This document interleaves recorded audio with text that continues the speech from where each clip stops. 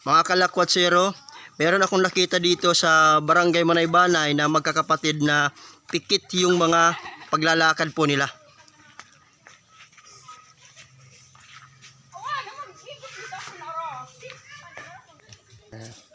You're my sweetest addiction, you're my strongest inspiration, and I love you.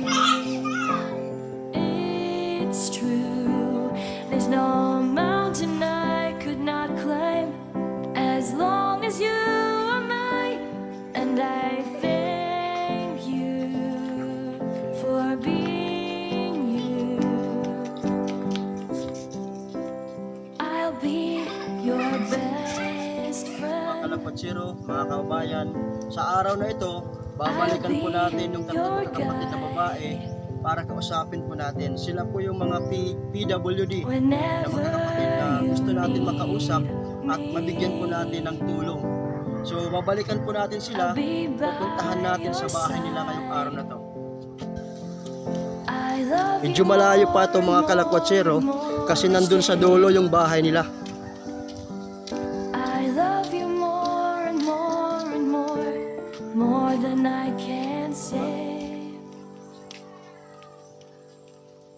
You're my sweetest.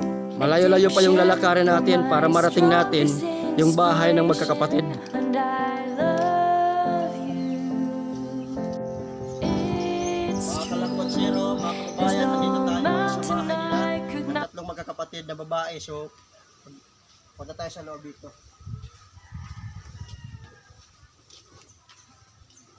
Tao po. Okay, tao po.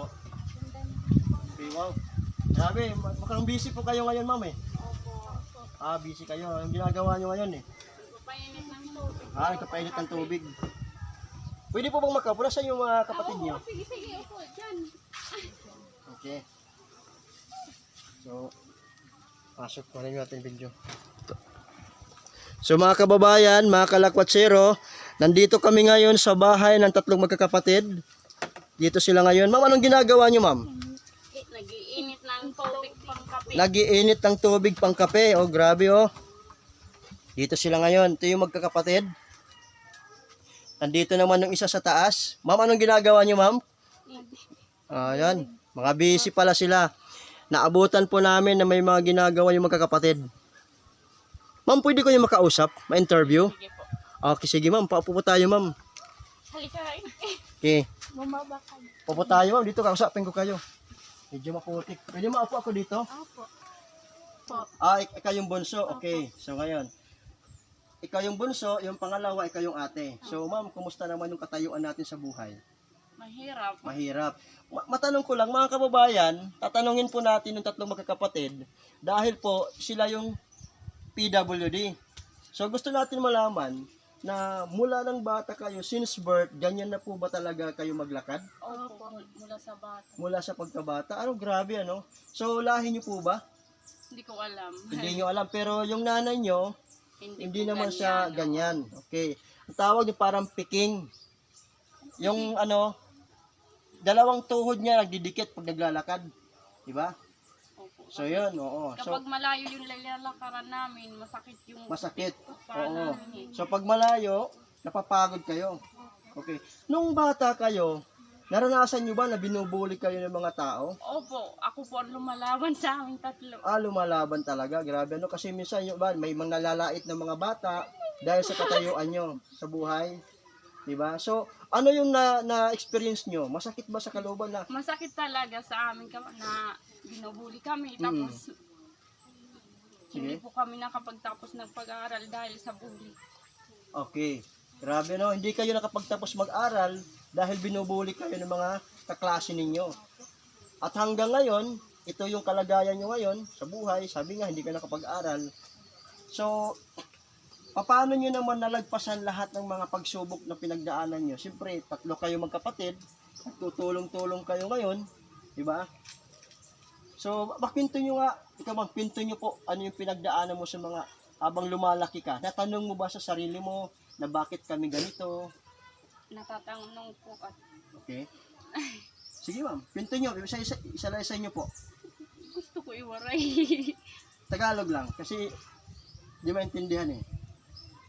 Para Ano yung nararamdaman nyo na may mga taong nagbubuli sa'yo, nilalait kayo dahil sa katayuan nyo sa buhay, sa iyong paglalakad. So, ma'am, ano yung naranasan mo sa buhay? masakit na mayroon mga tao naguhusga at marong taga. Sige ma'am, tuloy lang po ma'am.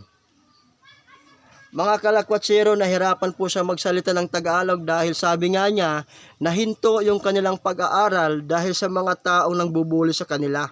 Hindi po sila nakapagtapos mag-aral. Okay. Kaya ganun na lang po kasakit sa kanyang damdamin dahil hindi siya nakapagtapos. Si ma'am, anong pangalan niyo ma'am? Mary Ann Impilio po. Mary Ann Impilio. So sila po, pangalan niyo po ma'am, pangalan? Mary Grace. Mary Grace Alia. Impilio. Alia. Alia. Okay, ikaw ma'am? Mary Rose Alia. Mary Rose Alia. Oo.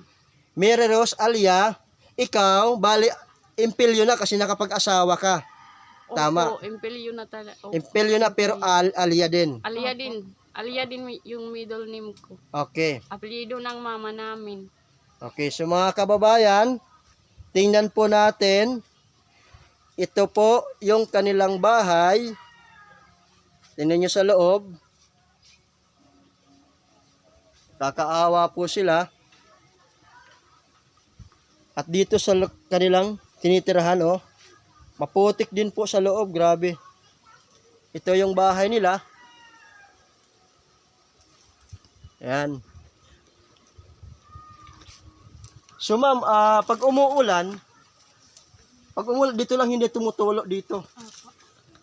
So dito, tumutulo rin dito kasi tingnan mo, oh.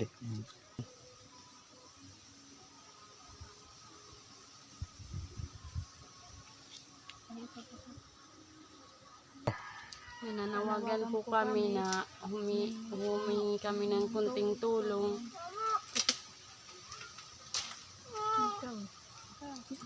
Kahit magkaano lang po.